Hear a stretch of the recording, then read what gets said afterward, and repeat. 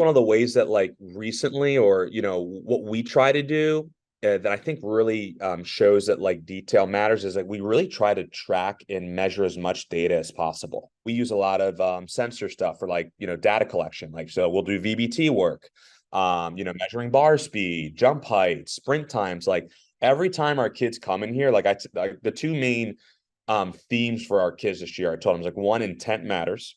And then two, we're going to measure everything. From that perspective, I think it's actually really given our kids a little bit more fuel with the things that they do. It's that like every time I come in here, there's something that I'm measuring and collecting. And when I do those things, it actually allows me to shape how I train, how I conduct myself, so on and so forth. But I definitely do think there's value in education, research, learning from other coaches, finding resources so that if you're interested in something and want to implement it, that you have a general background into being able to convey it.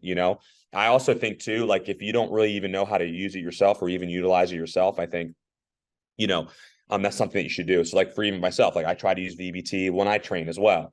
So like getting that hands-on experience as well, or sprint time, so on and so forth. Just making sure that like, you really want to find best practices to help your kids out, right? And so I think it's science, which strength conditioning is, it's always going to be evolving. There's always going to be something more research out there that's going to have best practices. So like making sure that you're following best practices are extremely important.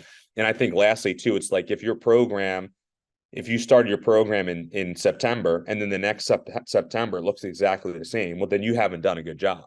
Because it shouldn't look identical. It should have some adjustments based off one, how your athletes respond to it, two, just globally seeing the needs of your kids, and three, hey, what's science and research leading us to talk about, teach, and coach?